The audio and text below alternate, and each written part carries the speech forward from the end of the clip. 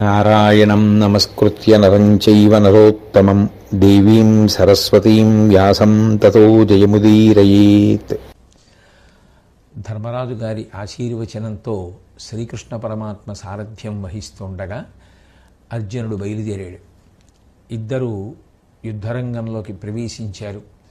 భీముడు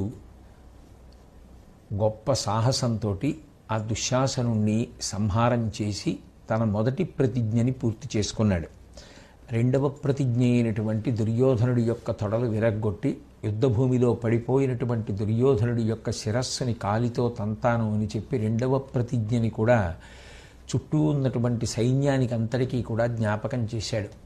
తదనంతరం కృష్ణార్జునులు ఇద్దరూ కూడా కర్ణసంహారం కోసం బయలుదేరారు. ఆ బయలుదేరినటువంటి సందర్భంలో కర్ణుని యొక్క కుమారుడైనటువంటి వృషసేనుడు పాండవ సైన్యంతో గొప్ప యుద్ధం చేస్తూ కనపడ్డాడు. అర్జునుడికి వృషసేనుడికి మధ్య పోరు సాగింది. అర్జునుడు చాలా పతాక స్థాయి వీరుడు. అటువంటి మహానుభావుడికి వృషసేనుణ్ణి నిర్జించడం అనేటటువంటిది చాలా కష్టంతో కూడుకున్న విషయం ఏం కాదు. కాబట్టి భృకుటి స్ఫూర్జిత పాలభాగుడగుచున్ పొంగారి ఆ సూతపౌత్రకు కోదండము బాహుదండములు చిత్రస్ఫూర్తి దున్మాడి మస్తక ముగ్రోద్ధతి క్రూర భల్ల విలసధారాహతింత్రుంచే బాణకళాదుర్దముడన్ నరుండు పతియున్ రాధేయుడున్ చూడగన్. ఆ అర్జునుడు ఆ వృషసేనుడితో యుద్ధం చేస్తున్నటువంటి సందర్భంలో కనుబొమలు రెండూ ముడివేసి ఆ వీరత్వాన్ని చాటేటటువంటి బుద్ధిని పొందినటువంటి వాడై ఆ కర్ణుని యొక్క కుమారుడి ధనస్సుని విరిచేశాడు. బాగా బలిష్టమైనటువంటి ఆ వృషసేనుని యొక్క రెండు భుజములను తన యొక్క బాణముల చేత ముక్కలు ముక్కలుగా నరికేశాడు. తదనంతరం థలథలమంటున్నటువంటి ఒక బాణాన్ని ప్రయోగించి ఆ వృషసేనుడి యొక్క కంఠాన్ని ఉత్తరించాడు. ఒక భయంకరమైనటువంటి యుద్ధం జరిగే ముందు కుమారుడు కళ్ళ ముందు మరణించడం అనేటటువంటిది కర్ణుడికి నిజంగా గొప్ప దురదృష్టమే. ఉన్నటువంటి శాపములకు తోడు కళ్ళ ముందు కుమారుడు ఆ విధంగా అర్జునుడి చేతిలో పడిపోతే ఎంత కాదన్నా తండ్రి మనస్సే. అది చివుక్కుమంటుంది, చాలా బాధపడుతుంది. అప్పటి వరకు కళ్ళ ముందు తిరిగిన కొడుకు, కష్టపడి పెంచి పెద్ద చేసినటువంటి కుమారుడు కళ్ళ ముందు పడిపోవడం కర్ణుడికి కొంత నీరసం కలిగేటట్టుగా చేస్తుంది. ఆ పైన ఆయన యుద్ధానికి బయలుదేరినప్పుడు ఎంత ఉత్సాహంతో ఉన్నాడో ఆ ఉత్సాహం నిలబడేటటువంటి స్థితిని సారథి అయినటువంటి శల్యుడు కల్పించలేదు. ఆ పైన అర్జునుడికి మాత్రం కర్ణుడి యొక్క కుమారుణ్ణి సంహరించి యుద్ధాన్ని ప్రారంభించడం ఉత్సాహం పెరగడానికి, మరింత ఆ సంతోషంతో స్ఫూర్తితోటి కర్ణుడితో పోరాడడానికి అవకాశాన్ని ఇచ్చింది. బహుశా దైవం అనుకూలించడం అన్న మాటకి అర్థం ఇలాగే పరిణమిస్తుందేమో. వాళ్ళు ఆ అర్జునుడు కర్ణుడు ఒకరికొకరు ఎదురెదురుగుండా యుద్ధాలు పెట్టి యుద్ధాన్ని ప్రారంభించడానికి సిద్ధపడుతున్నారు. ఆ యుద్ధం ఎంత గొప్పది అంటే ఇటు కౌరవ సైన్యం కానీ అటు పాండవ సైన్యం కానీ వాళ్ళు యుద్ధం చేయడాన్ని ఆపేశారు. ఆపేసి ఇంత గొప్ప యుద్ధం మళ్ళీ రమ్మంటేనూ చూద్దామంటేనూ అవకాశం కుదిరేది కాదు. మనం చేసుకునే యుద్ధం ఏముంది, ఎప్పుడైనా చేసుకుంటాం అనుకున్నారో ఏమో. ఏదో ఇద్దరు రాములు యుద్ధం చేస్తే ఎలా ఉంటుందో, సూర్యుడితో యుద్ధం చేస్తే ఎలా ఉంటుందో, రుద్రుడితో యుద్ధం చేస్తే ఎలా ఉంటుందో, అంత గొప్ప యుద్ధం ఆ కర్ణుడికి అర్జునుడికి జరగబోతోంది. కాబట్టి మనం వాళ్ళ ద్వంద్వ యుద్ధాన్ని చూద్దామనేటటువంటి ఉద్దేశ్యంతో వాళ్ళందరూ కూడా నిలబడిపోయారు. అదే సమయంలో ఆకాశంలో దేవతలు, పితృదేవతలు, విద్యాధరులు, ఋషి సమూహాలు, ఇంద్రుడు, బ్రహ్మ, శివుడు మొదలైనటువంటి వారందరూ కూడా వచ్చి నిలబడ్డారు. అంటే వాళ్ళిద్దరి మధ్య జరిగినటువంటి సమరం అంత తేలికైనటువంటి సమరం మాత్రం కాదు. ఇద్దరి మధ్య జరిగినటువంటి సమరం అంత సంకుల సమరం. కర్ణుడు అంత తేలికగా తీసివేయవలసినంత వీరుడు కూడా కాదు. నిస్సందేహంగా చాలా పౌరుష పరాక్రమములు కలిగినటువంటి వీరుడే. ఆయనకి మొదటి నుంచి దురదృష్టం అలా వెంటాడింది. ఆ కారణం చేత అర్జునుడితో ఏ యుద్ధంలోనూ గెలవలేకపోయాడన్నది వేరు విషయం. కానీ దేవతలే వచ్చి ఆకాశంలో నిలబడి యుద్ధం చేస్తున్నారు అంటే అది అర్జునుడితో అంత పౌరుష పరాక్రమములు ఉన్నటువంటి కర్ణుడు చేస్తున్న యుద్ధం కాబట్టి చూశారు. కానీ లేకపోతే ఎందుకు చూస్తారు? అటువంటి సందర్భంలో సృష్టికర్త అయినటువంటి చతుర్ముఖ బ్రహ్మగారు ఆ శివుని వంక చూసి అన్నారు, ఇరువురు అతిరథులు, సమస్ఫురణులు, విక్రాంతిపరులు, శూరులు, వీరొండరువులతో పెనగగా అశ్వరమగు జగము ఉడుపరాదే సమరంబనగా. ఈ కర్ణార్జునులు సామాన్యమైనటువంటి వీరులు కారు. ఇద్దరూ కూడా అతిరథులు, మహావీరులు. దానికి తోడు ఇద్దరూ కూడా ఆ అస్త్రములను ప్రయోగించడంలో ఎక్కడా వెనుకాడేటటువంటి లక్షణం ఉన్నవారు కాదు. అంత గొప్పగా పద్ధతిని అనుసరించి ఎప్పుడు ఏ అస్త్రాన్ని ప్రయోగించవచ్చో సమయ సందర్భములు నిరిగి ప్రయోగించగలిగినటువంటి దక్షత కలిగినటువంటి వారు. విశేషించి ఇద్దరూ కూడా శౌర్యంతో ఒకరిని మించి ఒకరు విక్రమించడానికి పోటీ పడేటటువంటి లక్షణం ఉన్నవారు. ఇటువంటి గొప్ప యోధులు ఒకరితో ఒకరు యుద్ధం చేసుకుంటే ఈ జగత్తంతా నాశనం అయిపోతుంది. కాబట్టి ఈ యుద్ధాన్ని ఆపు చేయకూడదా అని బ్రహ్మగారు శివుడితో అన్నారు. అంటే శివుడు అన్నాడు, ఇద్దరూ కూడా భుజబలము చేత పరాక్రమించడానికి సిద్ధపడుతున్నటువంటి గొప్ప యోధులు. పైగా అది విధి నిర్ణయం. ఇక ఈ యుద్ధం జరగక తప్పదు, జరిగి తీరుతుంది. కాబట్టి నివారించడం అనేటటువంటి మాట పక్కన పెట్టేసేయి అన్నారు. శివకేశవుల యొక్క హృదయం ఎప్పుడూ ఒకటే. లేదా తిక్కనగారి దృష్టిలో అయితే ఒకడే రెండుగా భాషిస్తూ ఉంటాడు, రెండు కలిసి హరిహర స్వరూపంగా ఒకడుగా ప్రకాశిస్తూ ఉంటాడు. కాబట్టి అసలు శ్రీకృష్ణ పరమాత్మ యొక్క అవతార ప్రయోజనమే ధర్మ సంస్థాపన. ఆ పైన నరుడైనటువంటి అర్జునుడు అవతారంగా రావడానికి కారణం ధర్మ సంస్థాపన. వాళ్ళిద్దరూ పాండవపక్షంలో ఉండడానికి కారణం అది ధర్మపక్షం అయినప్పుడు అసలు అవతారం దేని కొరకు వచ్చిందో ఆ ప్రయోజనాన్ని ఇప్పుడు నిలువరించడం కుదరదు. కాబట్టి ఆ కర్ణార్జునుల యొక్క యుద్ధం జరగవలసినదే. కాబట్టి దాన్ని ఆపడం అన్న మాట సందర్భోచితం కాదు అని శివుడు దాన్ని పక్కన పెట్టించేశాడు. పెట్టించేస్తే వెంటనే ఇంద్రుడు చాలా వినయంతో జోక్యం చేసుకొని ఒక మాట అన్నాడు. తపము, ఉదాత్త శౌర్యము, ఉదగ్రబలంబును కల్గు క్రీడి కయ్యపు వెరవిక్కుడై గెలుచునట్లుగా నీవు తలంపవే. పురాణ పురుషులైన కృష్ణుల రణంబున శాస్త్రవులాక్రమించుటన్ కుపిత మనస్కులైన ఇలకున్ బ్రతుకిమ్మెయి కల్గనీర్చుని. మాట్లాడుతూ ఆ ఇంద్రుడు అన్నాడు, నిష్పక్షపాతంగా పరిశీలనం చేస్తే చాలా కీర్తి కలిగినటువంటి వాడు, గొప్ప సాహసం కలిగినటువంటి వాడు, శౌర్యము పరాక్రమము కలిగినటువంటి వాడు అర్జునుడు.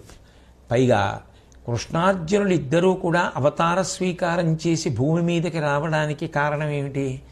ధర్మ సంస్థాపన. అయినప్పుడు ఆ కృష్ణార్జునులు ఇద్దరూ గెలవాలి అని దేవతలు కోరుకోవాలి కదా. అలా కోరుకోకపోతే ఇక పరమేశ్వరుడి యొక్క అవతారానికి ప్రయోజనం ఏముంది? దేవతలందరూ అటువంటి మంగళకర వాక్కు పలికితే దాని వలన ధర్మ సంస్థాపన జరుగుతుంది. కాబట్టి ఆశీర్వచనం చెయ్యాలి కదా. కాబట్టి అటువంటి కృష్ణార్జునులకే కోపం వస్తే అసలు ఈ లోకాలు దాన్ని ఆపగలవా? కాబట్టి అటువంటి వారికి జయం కలగాలని మనం కోరుదాం. అంటే బ్రహ్మగారు అన్నారు, జయాపజయాల గురించి అప్పుడే అసలు మాట్లాడవలసినటువంటి అవసరం ఏమిటి, మనం ఎందుకు నిర్ణయించడం అన్నారు.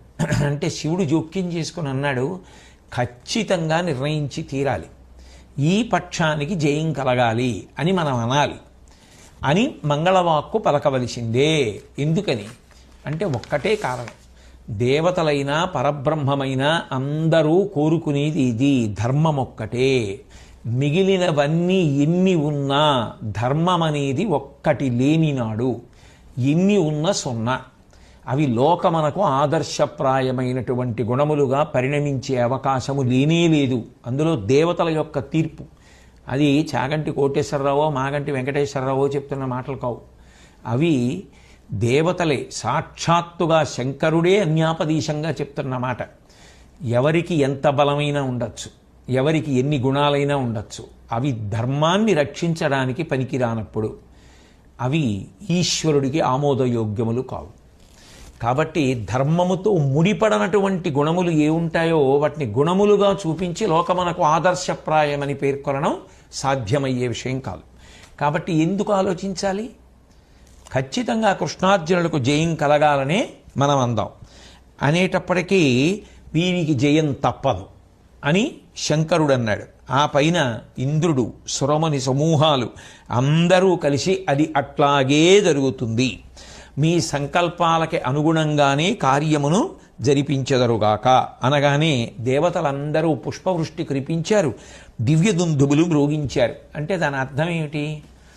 ధర్మ సంస్థాపనకి ఎవడు ప్రధానంగా అడ్డొచ్చాడో వాడు పడిపోవలసిన సమయం ఆసన్నమైపోయింది.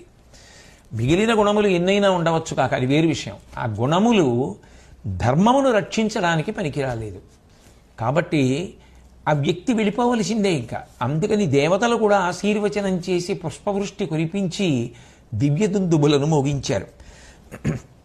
ఆ కృష్ణార్జునులను ఇద్దరూ కూడా మెచ్చుకున్నారు. అటువంటి సమయంలో భయంకరమైనటువంటి యుద్ధం ఆ కర్ణార్జునుల మధ్య ప్రారంభమవుతోంది.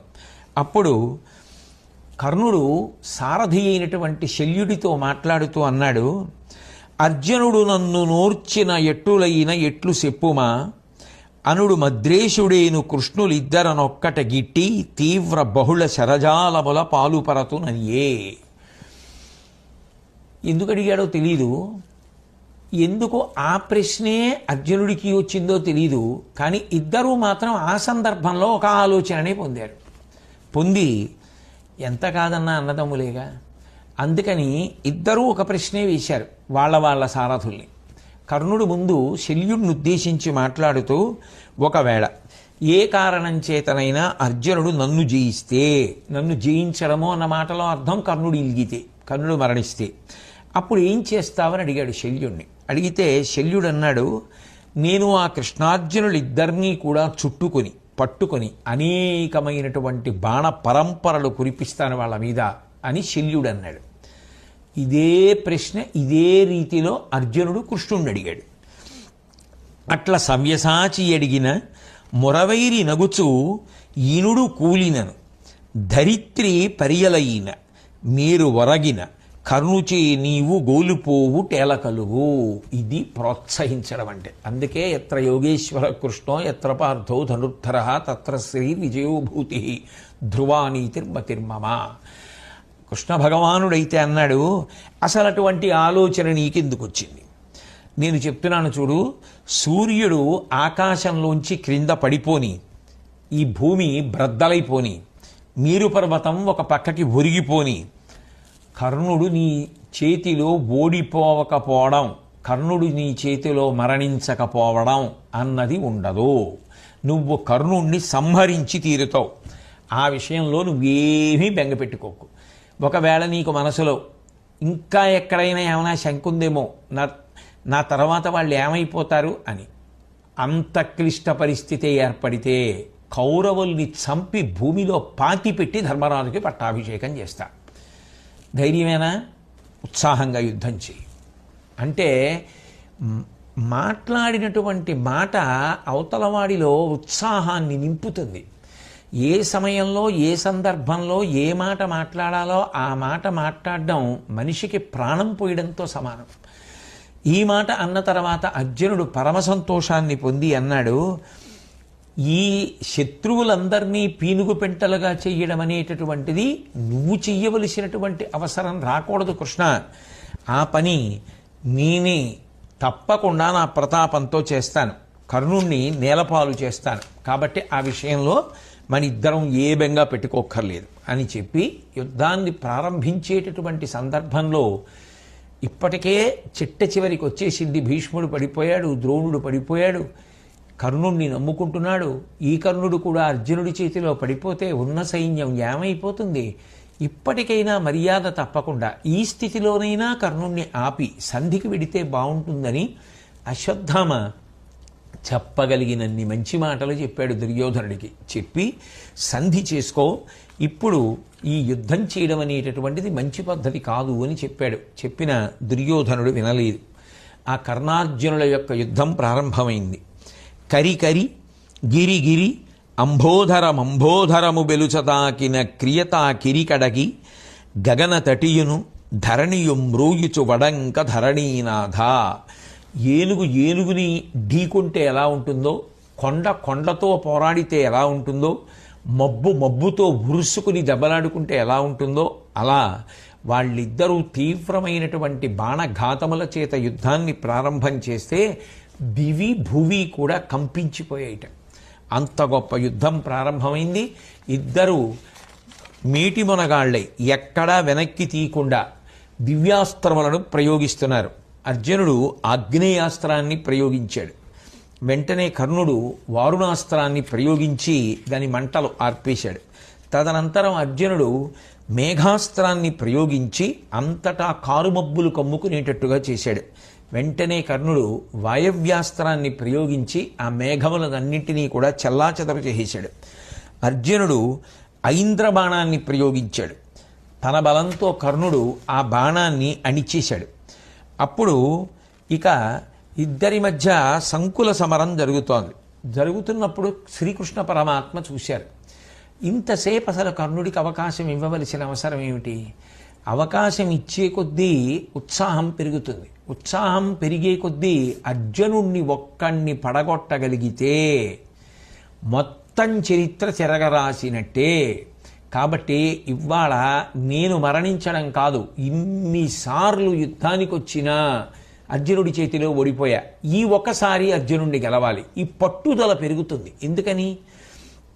నేను నిగ్రహించగలుగుతున్నాను. అదిగో కృష్ణార్జునుల మీద ఇన్ని బాణాలు వేశాను, ఇద్దరి గుండెల్లో గుచ్చాను, శరీరాల్లో గుచ్చాను, అదిగో వింటినారి తెంపాను, అదిగో కేతనం మీద వేశాను, రథ చక్రరక్షకుల మీద వేశాను. ఇది స్ఫూర్తిని పెంచుతుంది, ఉత్సాహాన్ని పెంచుతుంది కర్ణుడికి.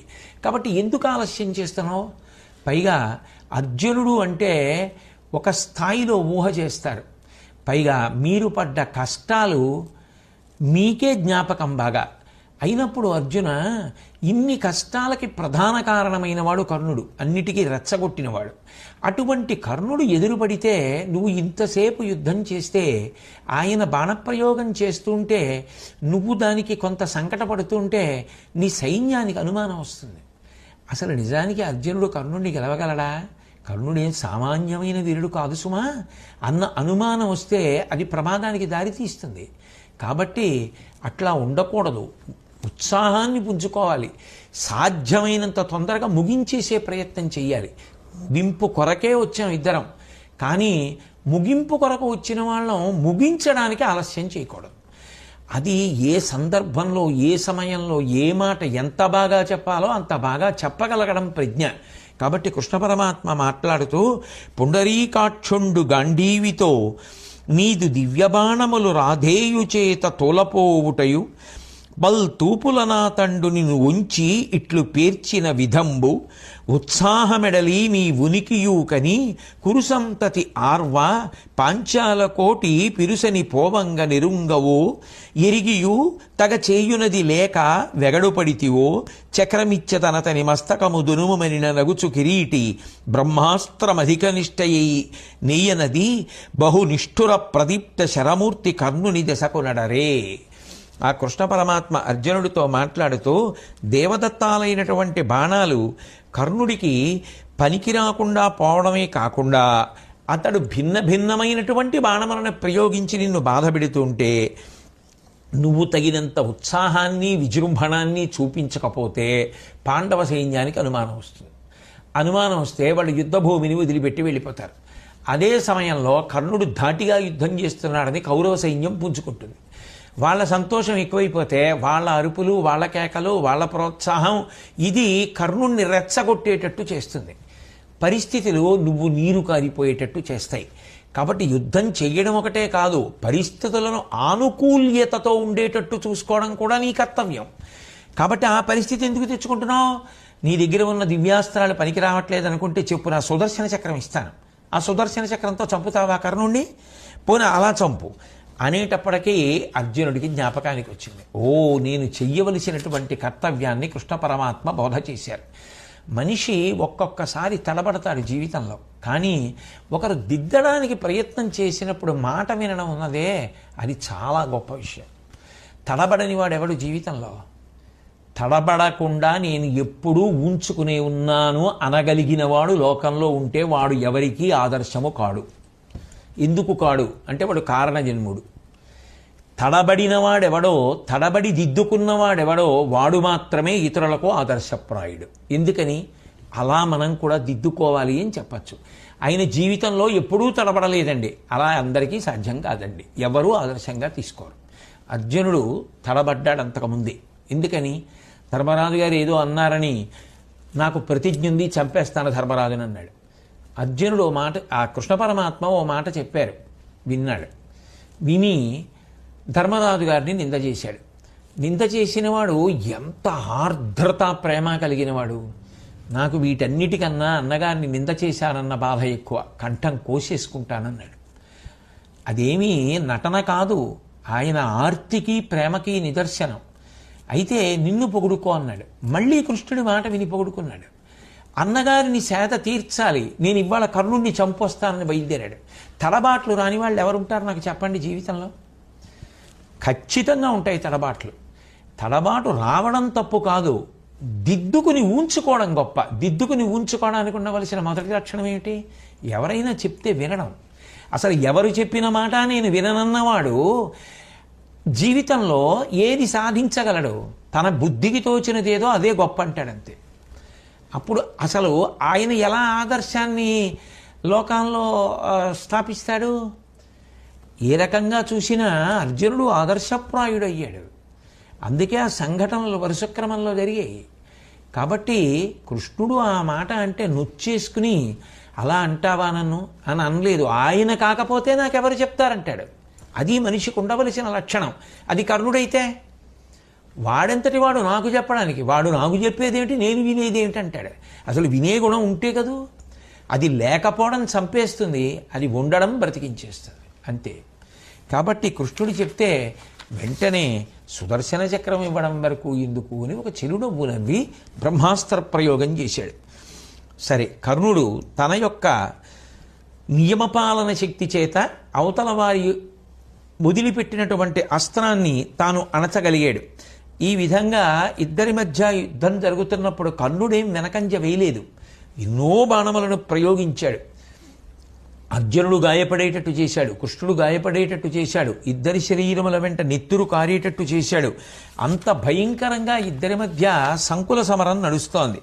ఆ నడుస్తున్నప్పుడు కర్ణుడు ఇక ఉపేక్షించి వీలు లేదు, సర్పబాణ ప్రయోగం చెయ్యాలి అనుకున్నాడు. నిజానికి మీరు ఒక్కటి ఆలోచించండి, పరమాత్మ చిన్న చిన్న పరీక్షలు పెడుతూ ఉంటాడు. మాట వినేవాడికి కదూ ఎవరైనా సరే ఉపకారం చేస్తారు. నా సుదర్శన చక్రం ఇస్తాను పోనీ వేయి అని కృష్ణుడు అన్నప్పుడు వెంటనే తిరగబడి అర్జునుడు కృష్ణుడి మీద నోరు జారాడనుకోండి, ఇప్పుడు వస్తోంది ఉపద్రవం. అందులో కృష్ణుడు ఎందుకు ఉపకారం చేయాలి? నీ అంత వాణ్ణి నువ్వన్నావు కదా అని ఊరుకోవాలి. కానీ కృష్ణుడు చెప్పిన మాట విని చిరునవ్వుతో బ్రహ్మాస్త్ర ప్రయోగం చేశాడే, దానికి కృష్ణ పరమాత్మ యోగ్యతని నిర్ణయించి అర్జునుడికి ఉపకారం చేస్తున్నాడు. ఆ కర్ణుడి దగ్గర సర్పాస్త్రం ఉంది. అది ఒకానొక నాడు ఆదిపర్వంలో వచ్చినటువంటి ఘట్టం. ఆ ఖాండవవన దహనం చేసినప్పుడు ఆ దేవేంద్రుడికి ప్రియమిత్రుడు తక్షకుడు, అదొక గొప్ప సర్పం. ఆ తక్షకుని యొక్క కుమారుడు అశ్వసేనుడు, అదో గొప్ప సర్పం. ఆ సర్పం తల్లిని అగ్నిహోత్రంలో పడిపోకుండా చూడడం కోసమని, అమ్మ నా తోకని నోటితో కరిచి పట్టుకో, నేను పైకి ఎగిరిపోతానని పైకి ఎగిరిపోతున్నాడు. అర్జునుడు చూసి ఆ వెళ్ళిపోతున్నటువంటి అశ్వసేనుడి తోకని బాణంతో నరికేశాడు. ఆ తోక ముక్క నోట్లో ఉండగా ఆ తల్లి వచ్చి అగ్నిహోత్రంలో పడిపోయింది. ఇంకొక బాణంతో అశ్వసేనుడిని కూడా కొట్టబోయాడు. కానీ ఇంద్రుడు ఆ మోహిని విద్య చేత అర్జునుడు అశ్వసేనుడిని కొట్టకుండా కాపాడాడు. ఆ అశ్వసేనుణ్ణి ఇంద్రుడు రక్షిస్తే అర్జునుడి మీద పగపట్టినటువంటి అశ్వసేనుడు అస్త్రంగా మారి కర్ణుడి దగ్గరికి వెళ్ళాడు. నేను సరియైన సమయంలో ప్రయోగిస్తానని ప్రతిరోజు గంధపుష్పముల చేత అర్చించి ఆ అస్త్రాన్ని బంగారు వరలో ఉంచుతాడు కర్ణుడు. ఇప్పుడు ఆ అస్త్రాన్ని తీసి తన యొక్క ధనస్సుకి సంధించి అర్జునుడి యొక్క మెడకి గురి చూసి వదిలిపెట్టడానికి సిద్ధపడుతున్నాడు. కానీ ఆ పెట్టిన గురి క్రీకంటి దగ్గరికి వస్తోంది అని గమనించాడు శల్యుడు. వెనక్కి తిరిగి నువ్వు మెడకి గురి పెట్టట్లేదు అన్నాడు. అంటే కర్ణుడికి ఎక్కడ లేని ఆగ్రహం వచ్చింది. నాకు తెలీదా గురి పెట్టడం? నువ్వు ఇలా నన్ను హెచ్చరిక చేసి మాట్లాడవచ్చా? మహావీరులతో మాట్లాడే లక్షణం ఇదేనా అని వెంటనే శల్యుడి పట్ల కళ్ళల్లోంచి నిప్పులు కురుస్తుండగా మాట్లాడాడు. అది ఇద్దరికి తేడా. అది అర్జునుడి జీవితం, ఇది కర్ణుడి జీవితం. ఇద్దరికి అంత తేడా ఉంటుంది. పెద్దరికం ఇవ్వాలి అనుకుంటే నిజానికి శల్యుడు కూడా ఒక మహారాజే. అయినా కర్ణుడికి సారథ్యం చేశాడు కదా. ఏం నిందించాడు కాసేపు పక్కన పెట్టండి. సారథ్యం చేస్తున్నాడు కదా. అర్జునుడు సారథిని కొట్టాలనుకుంటే శల్యుడిని కూడా కొట్టేస్తాడు కదా. అయినా కూడా వచ్చాడు కదా అంత పెద్ద యుద్ధానికి. కృష్ణుడితో సమానంగా సారథ్యం చేయగలిగినటువంటి నేర్పరితనం ఉన్నవాడు అని ఆ రోజులలో అనిపించుకున్నవాడు కర్ణుడికి సారథ్యం చేసి వచ్చాడు. వచ్చినప్పుడు ఒక మాట చెప్తే అర్జునుడు చిరునవ్వు నవ్వినట్టు కర్ణుడు ఎందుకు నమ్మలేకపోయాడు? అంటే ఇదే మనిషి పడిపోవడానికి కారణాలు. ఇవి జీవితంలో అలవాటు చేసుకోకు సుమా. ఇవి జాగ్రత్తగా చూడు భారతంలో. ఇవి గమనించు, ఇవి నేర్చుకుని జీవితాన్ని దిద్దుకో. అందుకు భారతాన్ని చదువుకోవడం, అందుకు భారతాన్ని నేర్చుకోవడం. ఎవరేమైనా చెప్పవచ్చుగాక, నేను వినను. నేను అనుకున్నదేదో అది గొప్ప అనుకున్నవాడు వృద్ధిలోకి రాడు, రక్షణ పొందలేడు. కాబట్టి ఇప్పుడు ఆ సర్పాస్త్రాన్ని గురిపెట్టి అర్జునుడి మీదకి వదిలిపెట్టాడు. వదిలిపెట్టగానే ఆ సర్పాస్త్రం అర్జునుడి యొక్క కంఠాన్ని దునవడం కోసం వచ్చేస్తోంది దగ్గరికి. పలుదెస మంటలు ప్రబ్బగా అలఘస్ఫురణముననిగుడు అయ్యస్త్రంబున్ జలజాక్షుడు కని పంచాంగుళ మాత్రము రథము ధరణి గృంక అదుముడున్. ఆ సర్పాస్త్రం వచ్చేస్తున్నప్పుడు అన్ని వైపులా కూడా ఆ మంటలు కమ్ముకున్నాయి. అలఘస్ఫురణముననిగుడు అయ్యస్త్రంబున్నదేమీ చిన్న విషయం కాదు. ఒక పాము పగబట్టి అస్త్రంగా కర్ణుడి దగ్గర ఇంతకాలం నుంచి ఎదురు చూస్తోంది అర్జునుడి కోసం. కాబట్టి దాని పగ తీర్చుకోవాలి. ఆయన కంఠాన్ని ఎప్పుడు ఉత్తరిస్తానా అని ఇంతకాలం ఎదురు చూసినటువంటి ఆ సర్పాస్త్రానికి ఇప్పుడు అవకాశం వచ్చింది. అది వెళ్ళి పడిపోతోంది ఆ అర్జునుడి మీద. అప్పుడెవరు రక్షించగలరు? ఆపద నుంచి రక్షించగలిగిన వాడు పరమాత్మ ఒక్కడే. ఆ పరమాత్మ ఎందుకు రక్షించాలి అంటే ఒకే కారణానికి రక్షించాలి. వాడు ధర్మము కొరకు నిలబడిన వాడేనా. దుస్తర్కాస్తు విరమ్యతాం అని శంకరాచార్యుల వారు అవతార పరిసమాప్తి సమయంలో శిష్యులతో మాట్లాడుతూ వేదో నిత్యమధీయతాం తదుచితం కర్మ స్వనుష్ఠీయతాం దుస్తర్కాస్తు విరమ్యతాం అంటారు. వేదమును ప్రమాణం చేసుకుని విహిత కర్మలను ఆచరించు. నీకు ఏదైనా మాట్లాడగలిగిన శక్తి ఉంటే ఆ మాట్లాడగలిగిన శక్తిని ధర్మమును బలపరచడానికి ఉపయోగించు తప్ప ధర్మ వ్యతిరేకమైన మాటలు మాట్లాడడానికి నీ సొంత అభిప్రాయాలకి వేదికలుగా మార్చుకొని మాట్లాడి ప్రజల యొక్క జీవితాలు పాడు చెయ్యవద్దు. దుస్తర్కాస్తు విరమ్యతాం, దుస్తర్కాన్ని కట్టిపెట్టు అని శంకర భగవత్పాదులు ఆనాడు చేసిన హెచ్చరిక. అంటే ఎప్పుడైనా సరే ధర్మము కొరకు మనకున్నది ఏది ఉపయోగపడినా ఈశ్వర రక్షణ ఉంటుంది. మనకి ఎన్ని ఉన్నా అవి ధర్మమునకు కట్టుబడనప్పుడు అవి ఈశ్వర అనుగ్రహమునకు పాత్రములు కాలేవు. కాబట్టి అర్జునుణ్ణి రక్షించుకోవాలి. కాబట్టి పరమాత్మ వెంటనే కృష్ణుడు ఏం చేశాడు అంటే పంచాంగుళ మాత్రము 5 అంగుళాల మేర రథాన్ని భూమిలోకి తొక్కేశాడు. ఎప్పుడైతే రథం భూమిలోకి తొక్కివేయబడిందో అర్జునుడు కిందకి వెళ్ళాడు. కంఠానికి గురిపెట్టబడినటువంటి అస్త్రం కిరీటానికి తగిలింది. ఎందుకని ఇక్కడికి గురిపెట్టింది ఇక్కడ తగలాలి ఇప్పుడు, ఎందుకంటే కిందకి వెళ్ళిపోయింది కాబట్టి రథం. అది కిరీటానికి తగిలింది. మనిషి ప్రాణానికి తుల్యం ఏది? రాజుల విషయంలో కిరీటమే. దాని మర్యాదకి తగినటువంటిది దానికి ఇవ్వాలి. కాబట్టి లేకపోతే అది మరింత కోపగిస్తుంది. అస్త్రం పక్కకి పోయింది అంటే దీన్ని కిరీటం పడిపోవడానికి అవకాశం ఇచ్చాడు. ఇప్పుడు అది కిరీటానికి తగిలింది. వెంటనే ఆ కిరీటం కింద పడిపోయింది. పడిపోగానే దేవతలు, ఆకాశంలో ఉన్నవాళ్ళు అందరూ కూడా కృష్ణ పరమాత్మ మీద పుష్పవృష్టి కురిపించారు. ఎందుకు అంటే అర్జునుణ్ణి రక్షించాడు అని చెప్తే కేవల వాచ్యార్థం కాదు. ధర్మరక్షణ కొరకు పరమాత్మ ఎంత జాగరూకుడై ఉంటాడు, ఎంత అప్రమత్తుడై ఉంటాడు అన్నదానికి పరాకాష్ఠ. అర్జునుణ్ణి రక్షించడానికి రథాన్ని 5 అంగుళాలు భూమిలోకి తొక్కి కిరీటం పడిపోయేటట్టుగా చేసి అది తృప్తి పడిపోయేటట్టు చేయాలి. కాబట్టి ఇప్పుడు ఆ కిరీటం పడిపోయింది.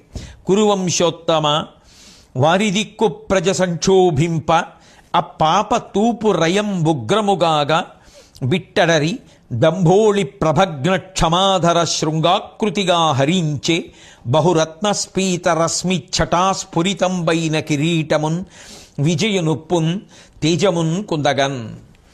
ఆ బాణం వచ్చి అర్జునుడి కిరీటానికి తగిలితే ఆ కిరీటం కింద పడిపోతే అనేక రత్నములతో ప్రకాశిస్తున్నటువంటి ఆ కిరీటం మండిపోయి భూమిలో పడిపోయే వరకు ఒప్పుకోకుండా సర్పాస్త్రం ఆ కిరీటాన్ని ఆ విధంగా మురిపిడి పెట్టేస్తే అర్జునుడు మాత్రం ఆ కిరీటం లేకుండా ఉండేటప్పటికట శిఖరం లేనటువంటి ఒక నల్లటి పర్వతం ఎలా ఉంటుందో అలా అర్జునుడు పరమాద్భుతమైనటువంటి రీతిలో కనపడ్డాట. అంటే అప్పుడు కూడా అంత అందంగా ఆయన కనపడ్డాడు.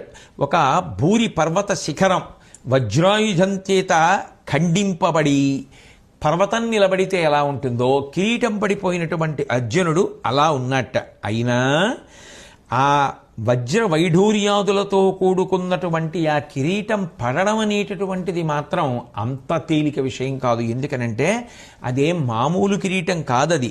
సురపతి తపంబు చేసిన పరమేష్టి ప్రియంబు పొంది బహుమాన పురస్సరముగనిచ్చిన యది ఆ కిరీటము అరిభీషణత్వ కీర్తిదము నృపా. అది ఒకానొకప్పుడు దేవేంద్రుడు గొప్ప తపస్సు చేస్తే సృష్టికర్త అయినటువంటి చతుర్ముఖ బ్రహ్మగారు సంతోషించి దేవేంద్రుడికి ఇచ్చినటువంటి కిరీటం. అటువంటి కిరీటాన్ని దేవేంద్రుడు మళ్ళీ అర్జునుడికి ఇచ్చాడు అంటే కారణం సముద్రవాసులైనటువంటి నివాత కవచలు అనబడేటటువంటి రాక్షసగణాన్ని ఇంద్రుడే నిగ్రహించలేకపోతే అర్జునుడి యొక్క సహాయం తీసుకున్నాడు. అప్పుడు అర్జునుడు వాళ్ళని నిగ్రహించాడు.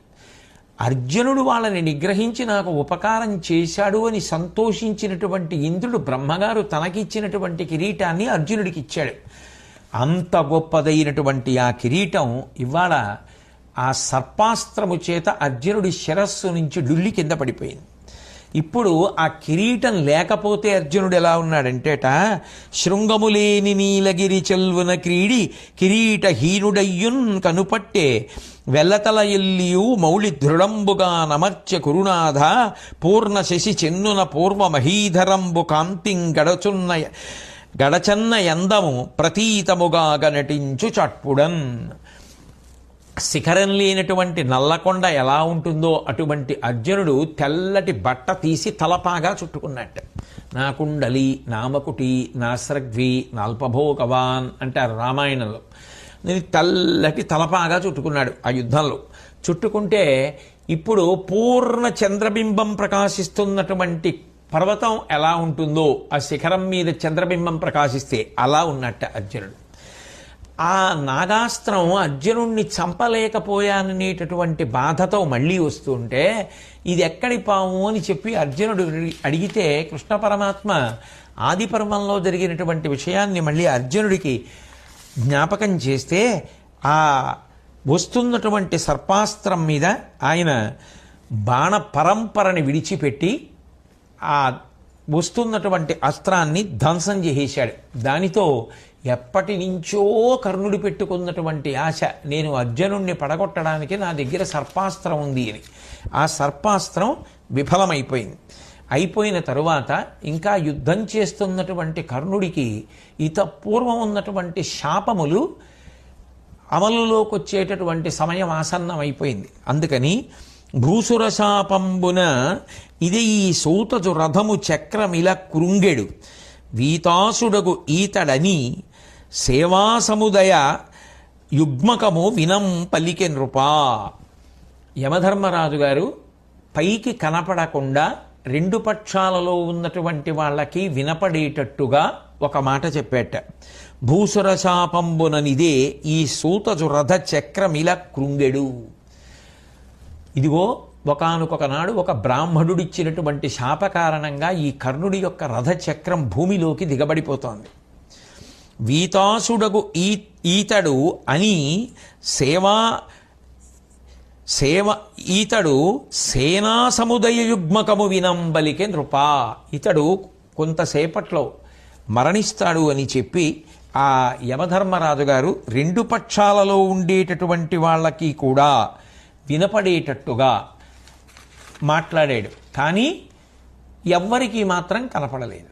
యమధర్మరాజు గారు వచ్చి ఈ మాట చెప్పాడు అన్న మాటకు అర్థం ఏమిటి? చక్రం దిగబడిపోతోంది, వీతాసుడవుతాడు అంటే ప్రాణములు పోతాయి కాసేపట్లో ఇంకా కర్ణుడివి అని యమధర్మరాజు గారు చెప్పవలసిన మాట చెప్పేశాడు. పరశురాముడిచ్చినటువంటి భార్గవాస్త్రం ఆ సమయంలో కర్ణుడికి జ్ఞాపకం రాలేదు. ఒక్కొక్క శాపం అన్వయం అవుతోంది.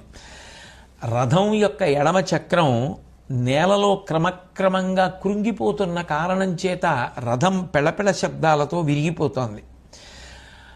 రథమా వికలమైపోయింది, సర్పాస్త్రమా విఫలమైపోయింది, భార్గవాస్త్రమా జ్ఞాపకానికి రావట్లేదు, బ్రాహ్మణ శాపమా అమలైపోయింది. ఇంకా ఇటువంటి సమయంలో ఆ కర్ణుడి యొక్క మనసు ఎంత బాధపడుతుంది. ఇప్పుడు ఆయన చాలా బాధపడి ఆశ్చర్యకరమైనటువంటి ఒక మాట మాట్లాడాడు. ధర్మవాదులు ధర్మతత్వ ప్రధాన చిత్తులగు వారి భూని రక్షించు ధర్మమందురు, అది బొగ్గుగా వించే అతుల ధర్మశీలుడగు నాకు ధర్మవు సెలవు లేదే. అందరూ ఓ మాట చెప్తుండగా నేను విన్నాను. ఎవరైతే ధర్మతత్వ ప్రధాన చిత్తులగు వారి ఏది చేస్తున్నా ఇది ధర్మమేనా, ఇది ధర్మ చట్రంలో ఇముడుతుందా అని ఆలోచన చేస్తుంటారో, ధర్మచట్రంలో ఇముడుతుంది చెయ్యడం, ఇది ధర్మచట్రంలో ఇమడదో, ఎంత సంతోషకరమైన పని అయినా అది ఎంత సుఖాన్నిచ్చినా ధర్మచట్రంలోకి ఇమడదు అన్నదాన్ని ఎవడు వదిలిపెట్టేస్తాడో, అటువంటి బుద్ధి ఎవడికి ఉంటుందో వాడిని ఆ ధర్మమే రక్షిస్తుంది అని అంటారు. అటువంటి ధర్మము నన్నెందుకు రక్షించట్లేదు అన్నాడు. ఆ ప్రశ్నలోనే జవాబు లేదు. చేసే పని ధర్మచక్రంలో ఇముడుతుందా అని కర్ణుడు ఆలోచించుకొని ఉంటే ఇవాళ ఈ పరిస్థితి ఎందుకు వస్తుంది?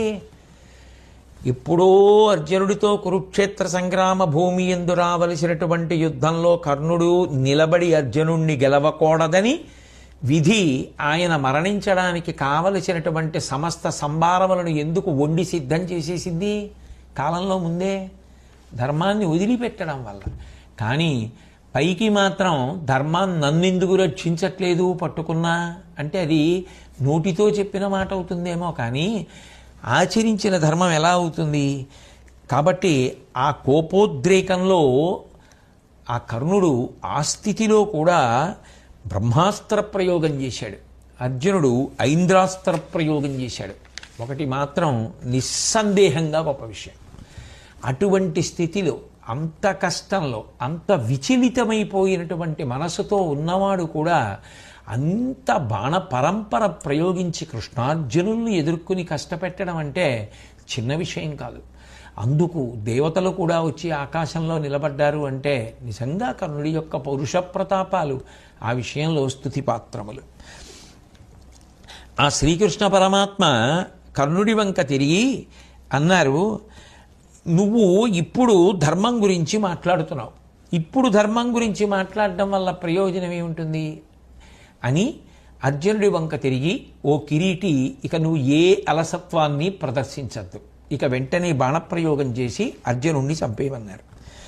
ఆ రథచక్రం కర్ణుడిది మరింతగా నేలలోకి దిగబడిపోయింది. అప్పుడు ఇక ధైర్యము చెదిరిపోయినటువంటి వాడై ఆ యుద్ధభూమిలో నిలబడి కన్నుల నీరు కారిపోతుండగా దుఃఖిస్తూ అర్జునుణ్ణి చూసి ఆ కర్ణుడు అన్నాడు, అరదంబు చక్రంబు ధరచాల కృంగిన ఎత్తెద అంతకు నీయకుండుము, ఏను భూమిస్థుడ నీవు రథస్థుండవు, ఈ ఎడ తగువకు నీయకునికి విరిదలవానిని విరధుని ఆయుధం విడినవానిని శూరులీయ రెండు, మహిత శూరుడవను మాత్రగా దుత్తమ కొలుడవు రణధర్మ కోవిదుండవు ఇట్టి నీవు తగిన ఎట్టి భంగిన అని చెయ్యవలయు ఇట్లు సెప్పుటెల్ల పాడి ఏర్పటంగ పలుకుట కాని గోవిందునకును నీకు వెరచి కాదు. అర్జునుడితో మాట్లాడుతూ, అర్జున, నువ్వు చూస్తున్నావు కదా, నా రథం యొక్క చక్రం భూమిలోకి దిగబడిపోయింది. నువ్వు రథం మీద నిలబడి యుద్ధం చేస్తున్నావు, నేను భూమి మీద ఉన్నాను. పైగా యుద్ధంలో నీతి ఏమిటి? జుత్తు విరబోసుకున్నవాణ్ణి, భూమి మీద నిలబడిన వాణ్ణి, ఆ తర్వాత ఆయుధం లేనటువంటి వాణ్ణి, రథం విరిగిపోయినటువంటి వాణ్ణి శూరులైనటువంటి వారు యుద్ధంలో పడగొట్టారు. 2, నువ్వు గొప్ప శూరుడివే కాదు, గొప్ప వంశంలో జన్మించావు. అటువంటి వాడివి, యుద్ధ ధర్మాలు తెలిసున్నవాడివి, ఇలా భూమి మీద నిలబడినటువంటి నన్ను సంహరించడం మర్యాద కాదు. నేను ఈ రథాన్ని పైకెత్తడానికి ప్రయత్నిస్తాను, కాబట్టి నాకు కొంత సమయాన్ని ఇయ్యి.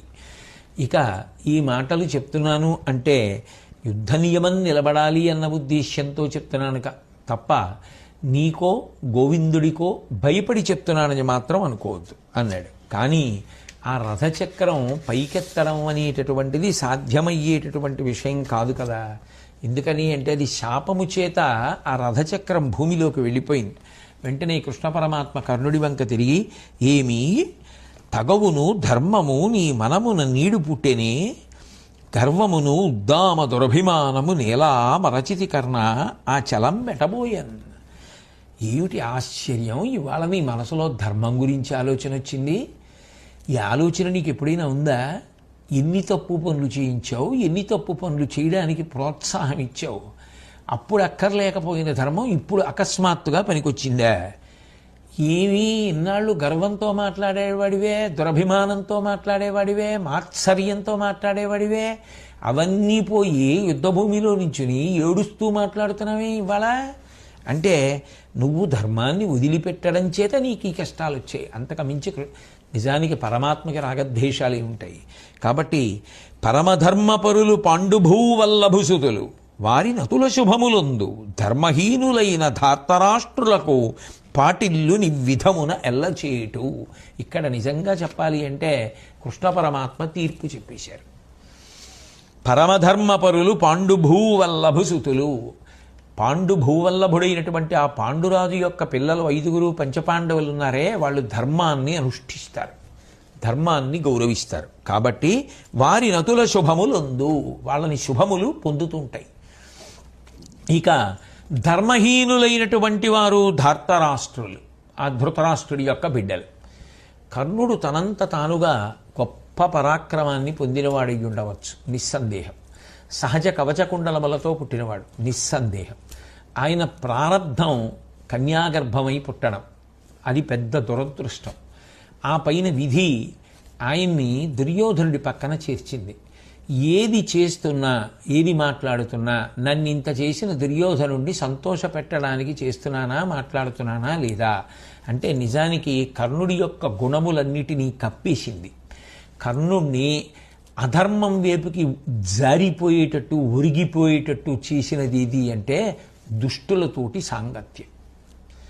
అందుకే ఇన్ని గుణములు ఉన్నవాడైనా దుష్టులతోటి సాంగత్యమును పొందితే చిట్ట చివరికి పరిస్థితి అలాగే ఉంటుంది. అందుకే కృష్ణ పరమాత్మ తీర్పు చెప్తున్నారు. ధర్మాన్ని వదిలిపెట్టేసినటువంటి వాళ్ళు ధార్తరాష్ట్రులు, వాళ్ళకి చేటు లభిస్తుంది తప్ప కర్ణ వాళ్ళకి మంచి జరగమంటే ఎలా జరుగుతుంది? ఇవాళ ధర్మం గురించి మాట్లాడుతున్నావు, అర్జునుడి రణధర్మం గురించి చెప్తున్నావు, మంచిదే.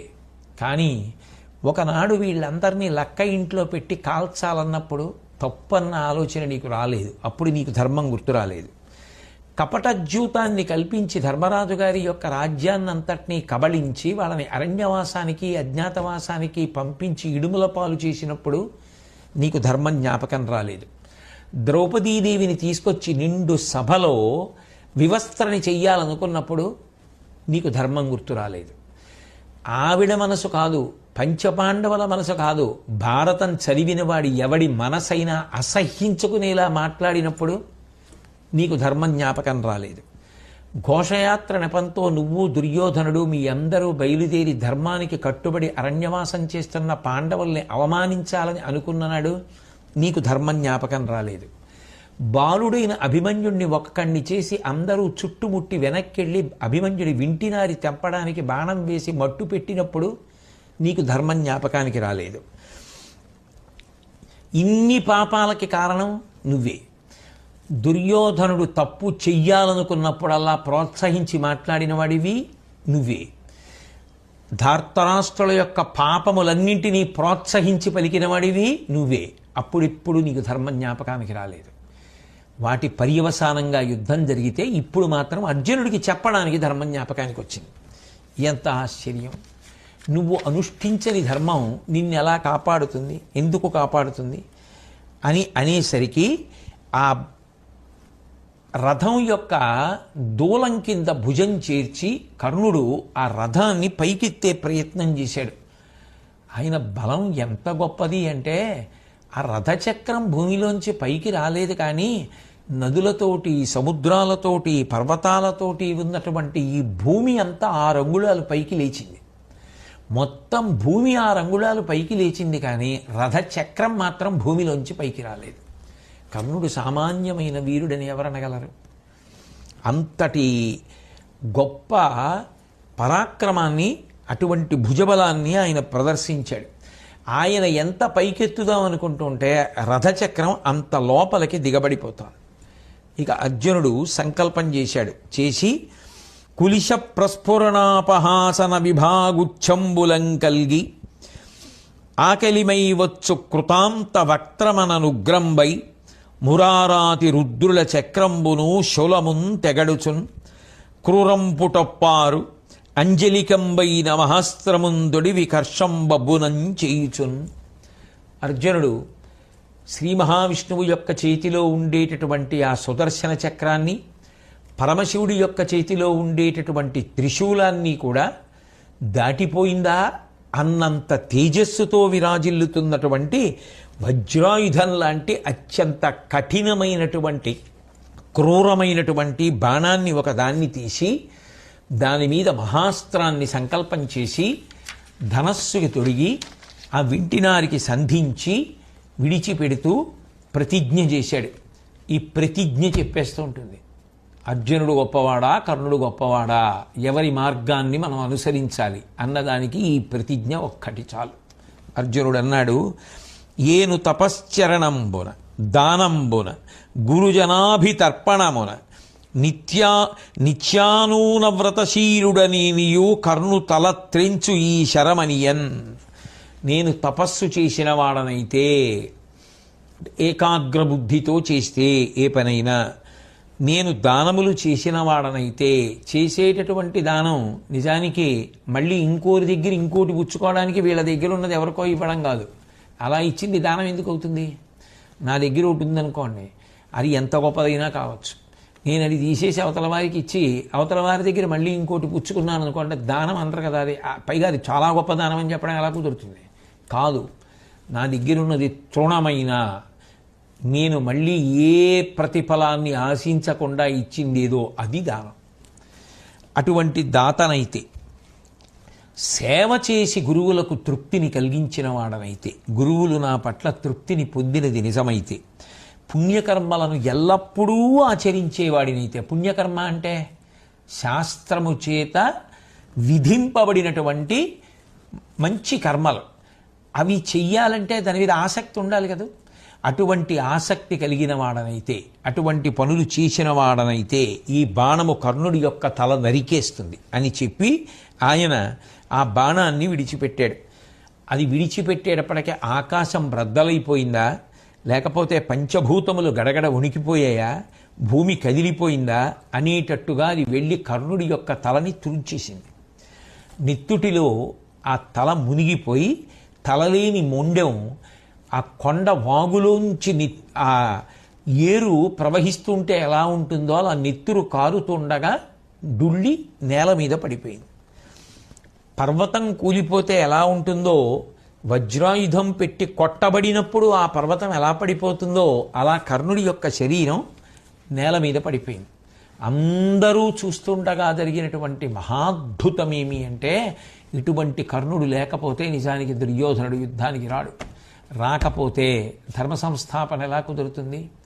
కాబట్టి అధిప అంతన కనువిచ్చి అఖిలజనులకు అనుగుణంగా ఆ యుజ్వలతనువు విడిచిచని సముద్దీప్తమైన తేజంబు వారిజాప్త బింబంబు సొచ్చనచ్చద్భుతముగా.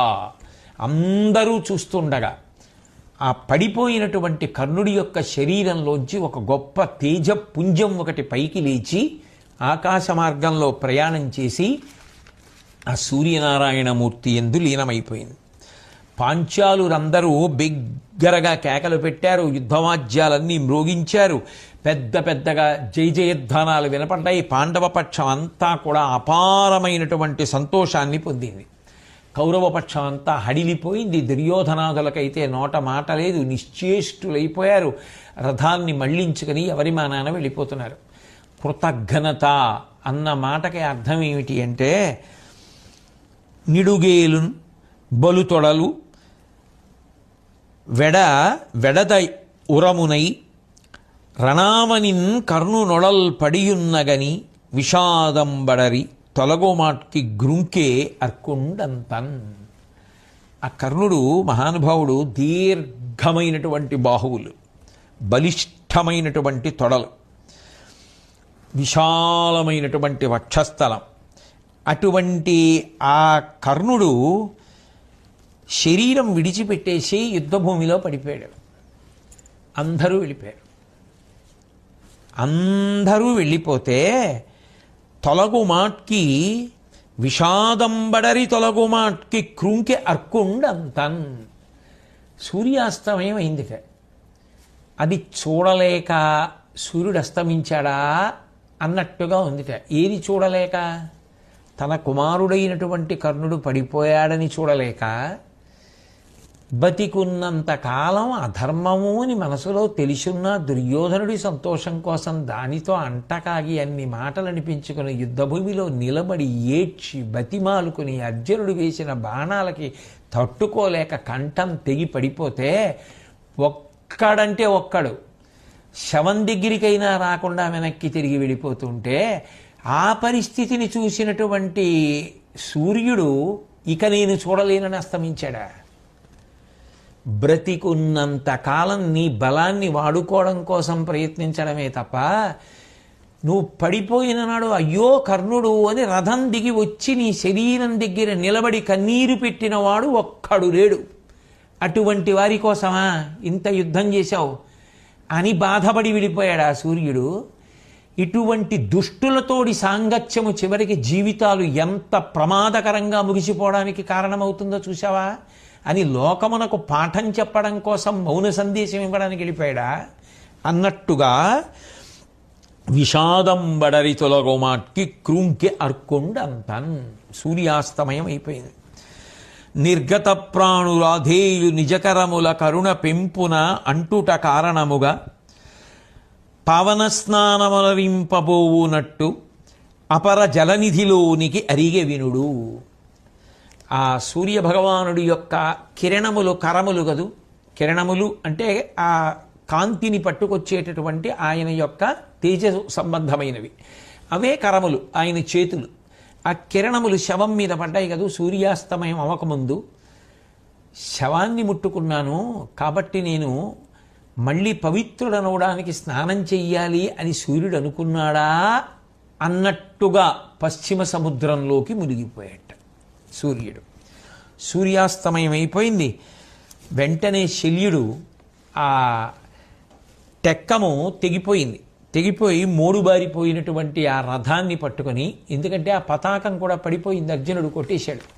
ఆ ఖాళీ రథాన్ని పట్టుకొని వెనక్కి తిరిగి కర్ణుడి దగ్గరికి వెళ్ళిపోయాడు.